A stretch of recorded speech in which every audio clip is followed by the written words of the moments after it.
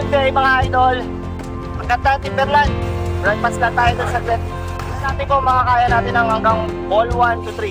Kailangan kasi makabalik tayo agad. Napakainit na ngayon. 6 AM pa lang, medyo ramdam mo na yung init.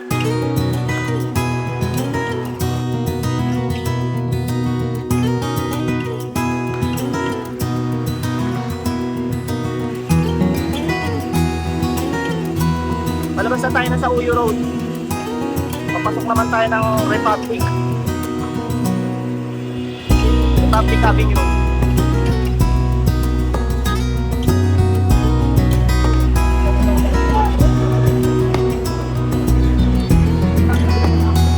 Dito na tayo sa Commonwealth Avenue. Gamit tayo ng overpass. Ayoko pa magkikiniling. Nakakatakot sa mawid yan eh.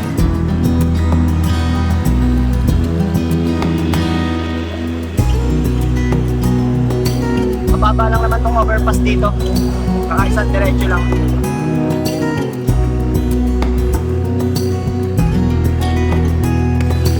Dito na tayo sa Batasan Road. Ito na yung lusong. Mahaba-haba rin to.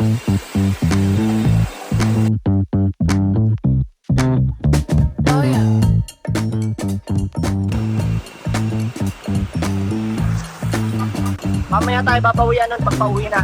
Kumbaga yan na yung bonus. Ball 4.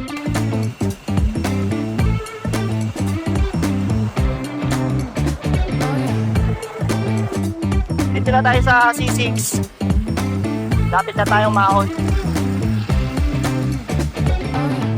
Water break muna tayo bago tayo umakyat.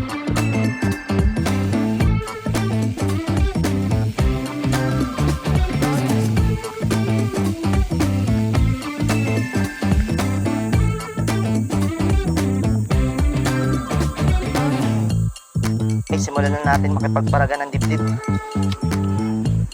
Ito na start ng wall 1.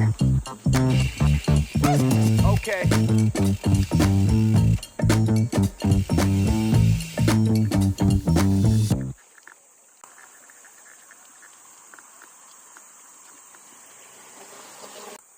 %11 na dito bago magsiko.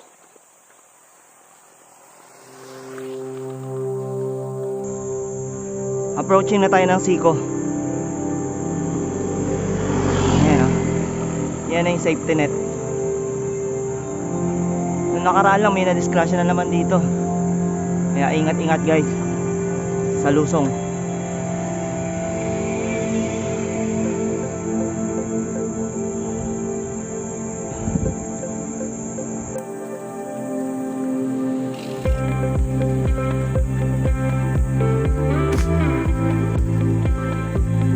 %.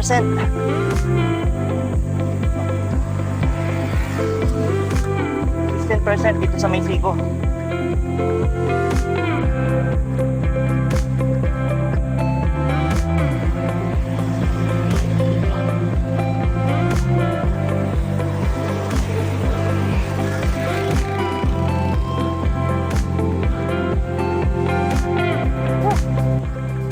Banda dito medyo recovery na. Paabot na ng 5%.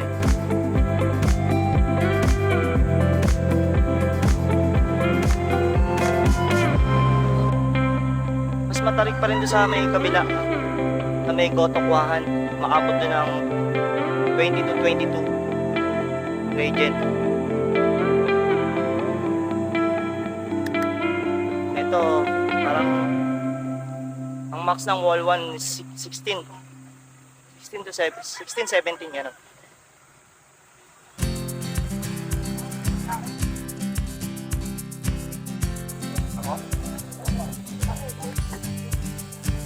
May Gotokwahan na rin pala dito. Yung ba yung sinasabi ko doon sa may kabila, yung dating Gotokwahan sa may UCM.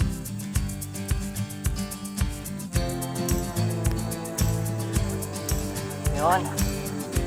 Around na tayo wall 1.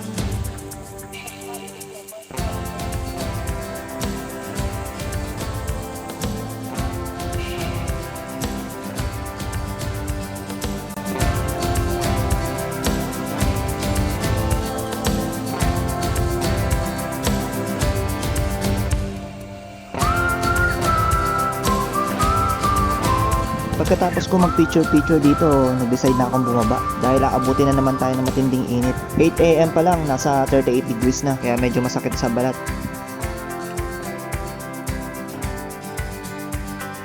After ng masarap na lusong, dito na ako magbe-breakfast sa Bikers Cafe. Sarap magkape dito habang nakatanaw sa magandang view.